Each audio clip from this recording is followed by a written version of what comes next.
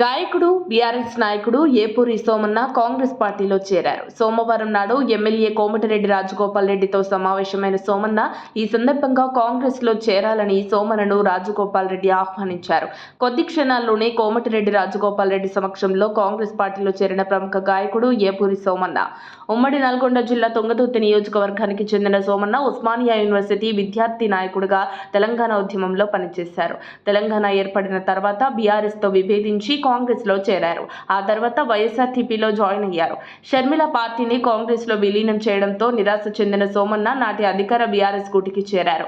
సోమన్నకు corporation chairman గా అవకాశం ఇస్తారని పార్టీలో ప్రచారం జరిగినప్పటికీ ఏ పదవి దక్కలేదు. తెలంగాణలో జరిగిన అసెంబ్లీ ఎన్నికల్లో బీఆర్ఎస్ ఓటమి, కాంగ్రెస్ విజయంతో తెలంగాణలో కాంగ్రెస్ అధికారాన్ని సొంతం చేసుకుంది. దీంతో రేవంత్ నాయకత్వంలో కాంగ్రెస్ పాలనకు ముక్తులైన సింగర్ ఏపూరి సోమన్న ఇవాళే కారుకు గుడ్ బై చెప్పి కాంగ్రెస్ తీర్థం పుచ్చుకున్నారు. ఆ వెంటనే ఆయన ఫేస్బుక్ పిక్ కూడా అప్డేట్ చేశారు. దీంతో లోక్సభ ఎన్నికల ముందు కేసీఆర్ కు బిగ్ షాక్ తగిలింది. కాంగ్రెస్ పార్టీలో చేరిన ఏపూరి సోమన్నకి హృదయపూర్వక హార్దిక శుభాకాంక్షలు అని పలువురు ట్వీట్ చేస్తున్నారు. కోమటిరెడ్డి రాజగోపాల్ రెడ్డికి ప్రత్యేక కృతజ్ఞతలు.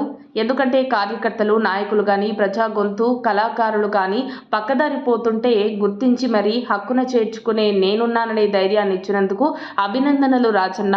రేవంత్ రెడ్డి జర దళిత బహుజన బిడ్డలను గుర్తించండి. తెలంగాణలో ఏపూరి సోమన్న గొంతు తన వాణి ఆదర్శం ఎంతో మందికి. మొత్తానికి ఏపూరి సోమన్న కాంగ్రెస్ లో చేరటం శుభ పరిణామమే అని టాక్. మరిన్ని అప్డేట్స్ కోసం మా కాయ్ టీవీని సబ్స్క్రైబ్ చేసుకోండి. మా వీడియో కనుక మీకు నచ్చినట్లయితే లైక్ చేయండి, షేర్ చేయండి. మీ విలువైన అభిప్రాయాలను కామెంట్ బాక్స్లో తెలియజేయండి.